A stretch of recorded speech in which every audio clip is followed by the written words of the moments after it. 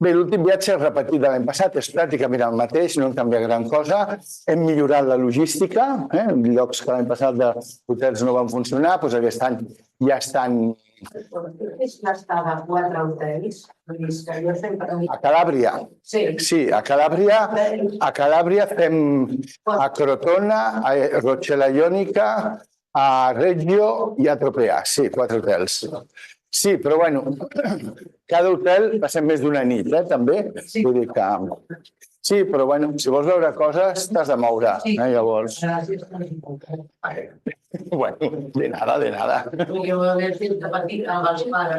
Ja. Bueno, no tant, segur que no tants. Bueno, doncs aleshores anem aquí a veure aquest de Calàbria, on dic, l'hem millorat, hem fet alguna visita que no va funcionar. Per tant, doncs, hem afegit una altra que sí va funcionar i va ser una mica sorpresa, no la teníem prevista. Per tant, doncs bé, jo crec que aquesta vegada és un viatge molt rodó. A més, algun jaciment que estava tancat i vam haver de veure des de dalt, com és el de Caulònia, ara ja està obert. Per tant, doncs, jo crec que en relació al viatge de l'any passat, sense que ens escoltin, sortirà millor. Que no va sortir malament, ojo, però sortirà millor en aquestes coses de logística. Llavors, ràpid, perquè ja hem passat la una, que era el meu terme final. Ens anem a aquesta regió, la més oblidada d'Itàlia, perquè més o menys tothom viatja per Itàlia, visita la Campània, l'Àsia, el nord, la Puglia, s'ha posat de moda la Puglia, Matera, que és la Basilicata, i la punta de la bota la gent s'oblida. A més, hi ha aquelles coses que si la màfia, que si tal, que si... Quita, que allò deu ser perillós. I no, és un lloc encisador, la veritat. I a més, com que no va tanta gent, perquè a més molta gent el que fa és venir en tours d'un dia, per exemple, des de Matera o des de Nàpols, fan un dia o una nit màxim i se'n tornen. Però la veritat és que nosaltres vam fer un recorregut com el d'ara, els mateixos dies, i pràcticament no vam trobar gent. I això també és una al·licient. Hi ha una cosa curiosa, i és que encara que la ciutat més famosa de la Calàbria i la més visitada, la que té més logística i tot és Reggio Calàbria, la capital, per qüestions, imagino, de centralitat en el territori, és Catanzaro, que és una ciutat molt més petita i amb menys habitants. Per això la gent es pensa Reggio, la capital. No, no és la capital. És la ciutat més important, però no la capital. L'any passat fins i tot ens va donar temps d'agafar un barquet i anar de Reggio Messina a sopar. Per tant, és un viatge que realment, com dic, té molts al·licients i moltes coses interessants que podeu fer en el vostre temps lliure, que en aquest viatge hi ha una miqueta, la veritat. Bé, aleshores, anem a l'antiguitat. Aquesta era una terra totalment desunida, totalment dividida, però que culturalment situem sota una civilització molt ignota, encara està molt pendent d'estudi, que era la dels enotris. Més endavant vindran els lucans, per això aquesta regió se li deia la Lucània a l'antiguitat. Però sobretot aquesta regió va ser important i va ser coneguda perquè se li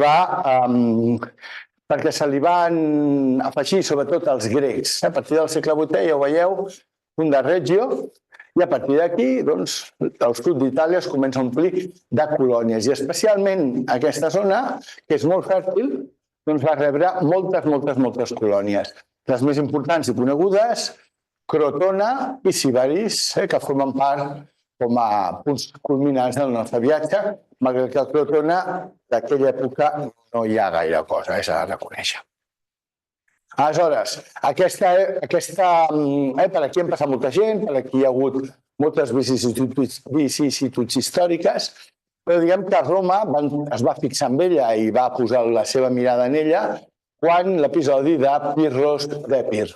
Pirros d'Epir va venir com a aliat de Tàrent en el seu desafiament de Roma i, per tant, Roma, que fins a aquell moment s'havia concentrat més en la banda adriàtica que no en la tirrènica, va derrotar Tàrent i aleshores, ja que estava aquí, va fer la inclusió de tots aquests espais.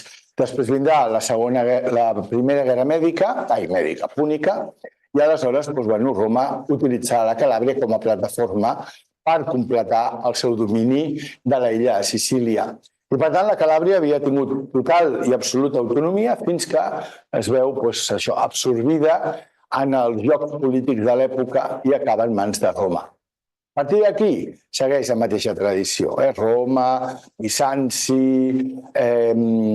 i Bizanci, fins que en el segle XI, em penso que sí, aquests territoris que eren bizantins són cedits pel papa de Roma als normands, a Roberto il Guiscardo, Roberto el listo, l'espavilau.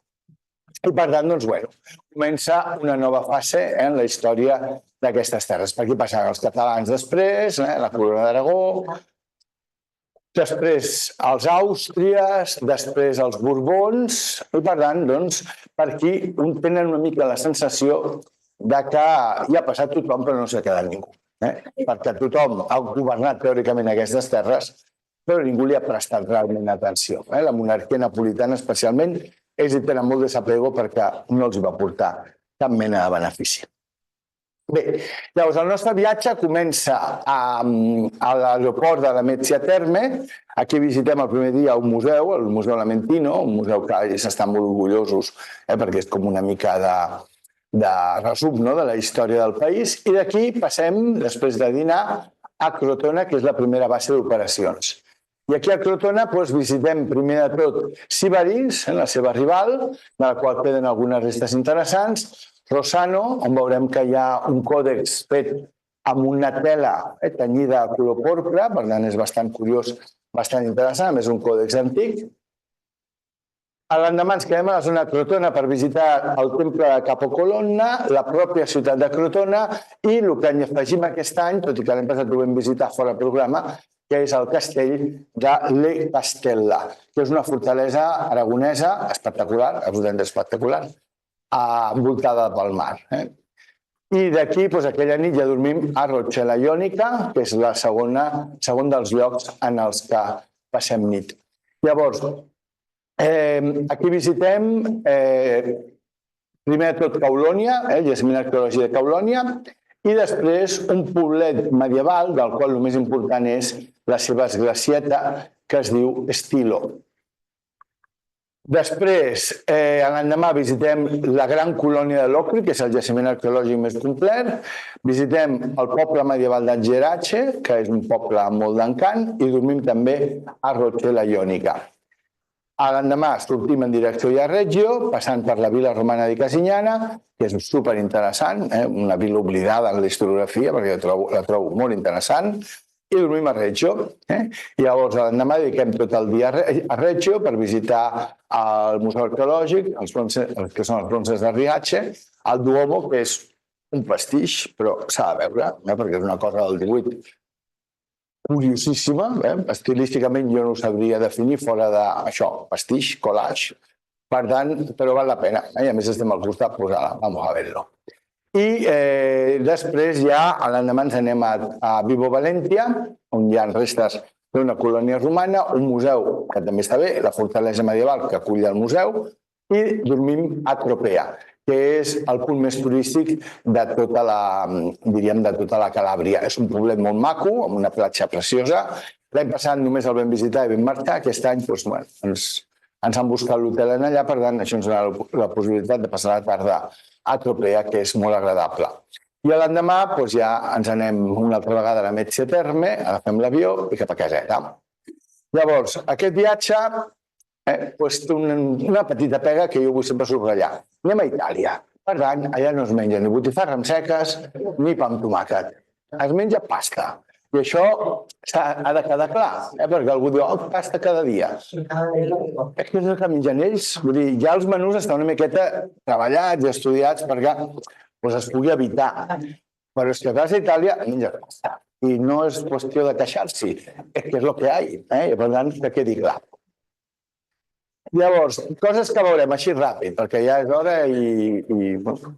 Bueno, doncs, coses d'època grega, que no queden tantes, però bueno, alguna coseta veurem. Per exemple, aquest temple, del qual queda una columna, i altres coses que no es veuen a la foto, que ha donat nom al lloc, Capo Colonna, el cap de la columna. És molt interessant perquè, a més, com dic, hi ha altres ruïnes associades, malgrat que el més emblemàtic sigui aquesta columna solitària. Després, el que era l'antiga colònia de Caulon, amb el temple d'Apolo, i després un jaciment i un museu que està bastant ben explicat.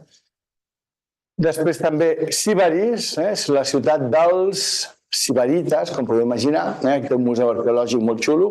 El jaciment, la veritat, és una part només perifèrica de la ciutat, no és el centre-centre, està pendent d'excavació, però pots passejar una miqueta pel solar arqueològic i per tant veus aquesta vila i després camines una miqueta pel solar arqueològic i et fas una idea de la potència que devia tenir aquesta ciutat i de lo molt que encara els queda per excavar.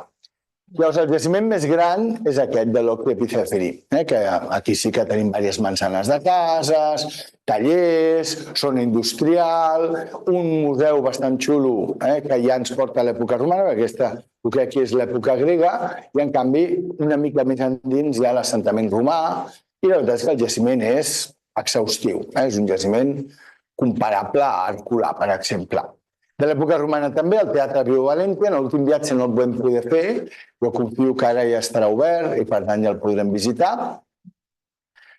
I Reggio Calabria, que és la ciutat que crida més atenció perquè és la més coneguda, on també hi ha petites restes com aquestes termes i sobretot els famosos bronzes de Riace, que és la peça més emblemàtica perquè venen segurament d'Olímpia, a Olímpia de Delfos, i per tant són obres originals en bronze grecs, que no en tenim tants, i a més perfectament conservats i restaurats.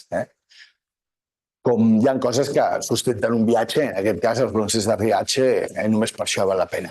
Aquest és un detall de la vila romana di Casignana, que per mi és un altre punt fort del viatge, una vila romana molt extensa, amb mosaics, amb calefacció, i amb un sistema de sales de recepció, de sales privades, molt interessant, que, com dic, està una mica invisibilitzada la bibliografia i es mereix bastanta més atenció perquè, la veritat, molt interessant.